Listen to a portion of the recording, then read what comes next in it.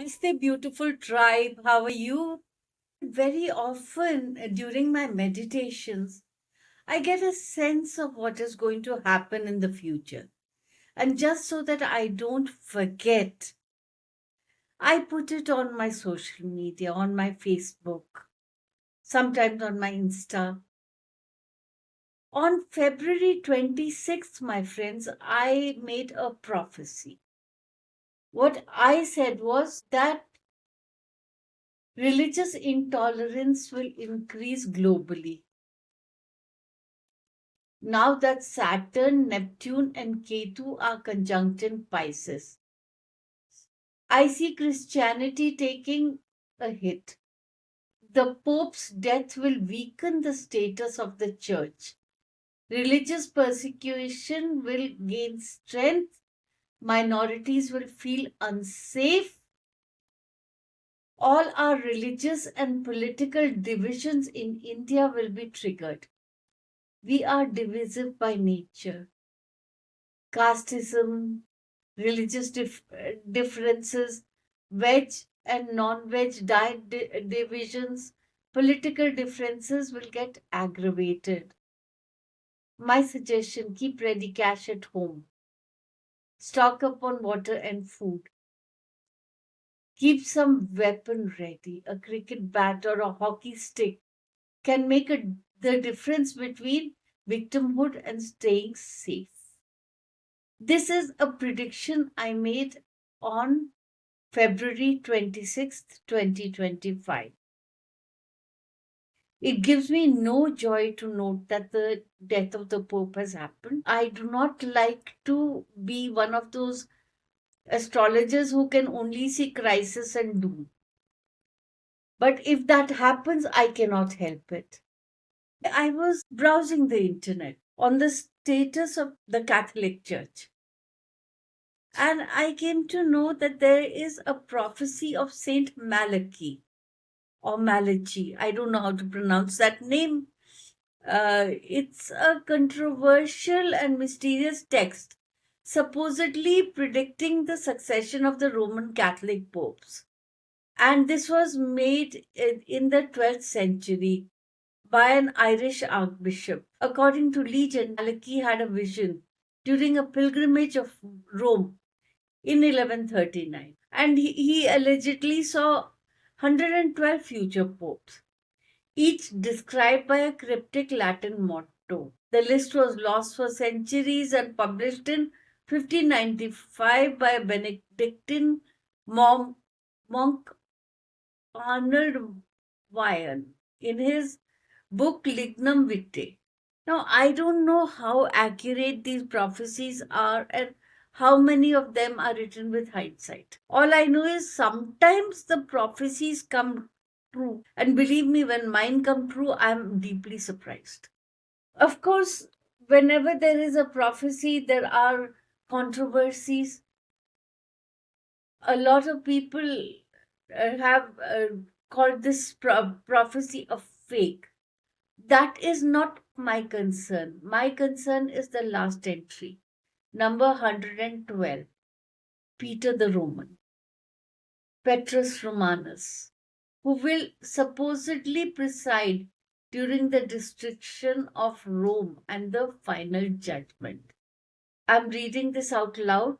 In the final persecution of the Holy Roman Church, there will sit Peter the Roman, who will feed his flock amid many tribulations, after which the city of the seven hills shall be destroyed, and the dreadful judge shall judge the people.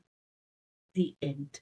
This has, of course, sparked end time speculation, especially since Pope Francis is considered by some people to be the 112th Pope. Not to miss the fact that Baba Vanga also predicted the death of the Pope in 2025. I think even Nostradamus said something about it, which makes, in my opinion, a valid prophetic roadmap. Now, what I would like to see is the symbolism of it all. Spiritually, Peter the Roman is not just a person, he's an archetype. Peter symbolizes foundation, the rock upon which the church was built. Roman evokes the empire, the tradition, the papacy, the Church of Rome. Together, I think this represents a return to spiritual purity and a collapse of religious institutions bound by dogma. So, as an astrologer, I've always believed that destruction is rebirth. And this awakens another archetype, Pluto in Aquarius, the energy of destruction of hierarchies, rebirth through collective consciousness. So I really do think that there is something happening. There is an astrological age shift from Pisces to Aquarius. The papacy rose during the age of Pisces, the age of organized religion, sacrifice, and blind faith. And now that we're moving into the age of Aquarius is very individual truth, knowledge, unity. These things are upheld, not hierarchy. So the last pope is the end of the Pisces religious structure, an awakening of more spirituality as opposed to religion. And then in 2026, we shall have the Saturn Neptune conjunction in Aries. That's a major astrological event coming up. I think there is an alignment up to this prophecy. There shall be a pope who leads during chaos, but whose leadership marks a karmic clearing. 3 to 2044 is the age of Pluto in Aquarius. Pluto is the planet of death, rebirth, truth. And since he's transferring into Aquarius, sign of revolution, quality, cosmic wisdom, are being exposed. Collective spiritual awakening happens. Actually, it's already happening, but it reaches a certain critical mass. And there is a collapse of centralized spiritual power.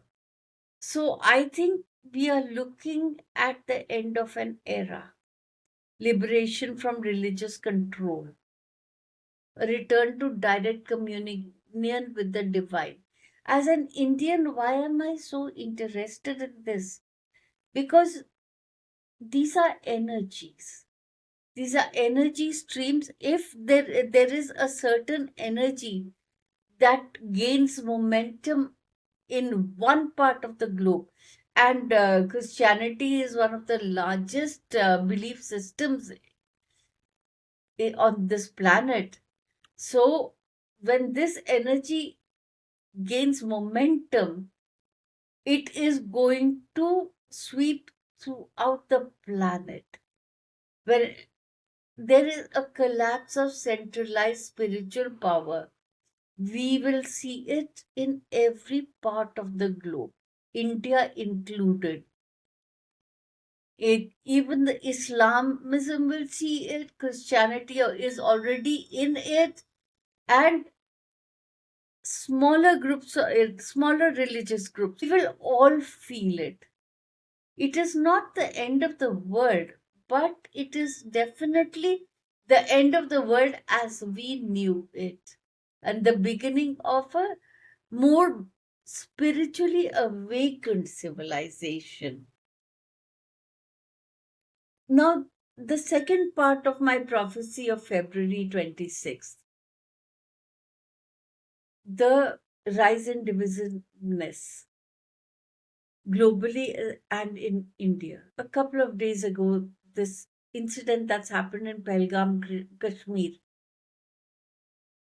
my heart goes out. Those visuals were so emotional. That young woman sitting on in the middle of the road next to the body of her deceased husband. It's a very sad thing that happened. It is something that we should all be shamed. We should all have regrets about. Again, I am not concerned with the political, the military, tourism, or the social repercussion. No, I'm not. I'm looking at it from a purely astrological lens. What are the key astrological factors at play? The Rahu Ketu transit, May 2025 to January 2027. I did a video about it yesterday, that there is a major nodal shift and it's building pressure. Rahu's entering Pisces, Ketu entering Virgo in May 2025. And these signs rule spiritual chaos versus pragmatic order. The weeks leading to the shift are always karmically dense. And this kind of violent eruption is often a trigger event. Ketu is linked with past karma, hidden enemies, detachment. And it's transiting through Libra now, which suggests that karmic debts are surfacing in matters of justice, diplomacy, or peace balance. There is a Mars and Saturn conjunction, April 10 to May 1st, 2025. This is very combustive. This kind of a conjunction is linked to collective movements, rebellion, revolution. Mars is war, aggression, weapons. Saturn is control, karma. Saturn is also slow burning anger. When these two meet, especially in a fixed air sign, it manifests as planned, ideologically driven violence. This attack on innocent civilians in Pahalgam was not an emotional outburst. This was a planned attack. This was calculated violence. There was no coincidence that this attack happened when these two malefics were exactly conjunct, Mars and Saturn. And just weeks before the attack, we had this powerful lunar eclipse in Uttar Bhadrapada, Pisces. Uttar Bhadrapada is a nakshatra associated with deep hidden karma, secret enemies, loss. Eclipses destabilize, and their effects can manifest up to a month or even 40 days before and after the event. So we were still under the shadow of this eclipse. Now the question is, will this situation escalate? Yes, in the short term it will. The Mars Saturn energy lingers until early May 2025. The Rahu Ketu shift in mid May will also stir up unpredictability and karmic intensity, especially in the border areas, conflict zones. But then by June, I expect there to be a possible shift towards a resolution. When Jupiter enters Taurus in early June, that brings more grounded dharmic influence in national affairs. And Saturn retrograde in Pisces from June 30th brings introspection and reassessment of state strategies, especially regarding foreign policy and internal security. Spiritually, I think this event shows a collective karmic test. It was almost as though the universe is asking us, how are we going to respond? Are we going to respond with compassion, with evolved resilience, or are we going to respond with vengeance? If we take India as Parshura, the human overbody, Kashmir is the Anahata, the heart chakra of India. This attack is like a wound to the nation's emotional and spiritual center. Healing is required. And healing, it requires not just the military strength, but empathy, inclusivity, and deep spiritual reconciliations.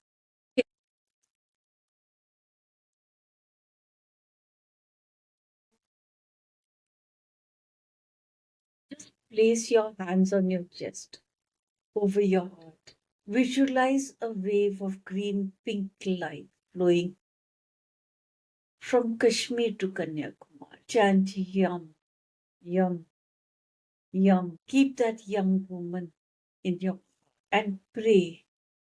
Say aloud, may love heal all wounds. May no hatred take root in our land. So be it. So be it. And so it is. Thank you for joining me today. This is Ritu Lalit. Welcome to Psychiana. Namaste.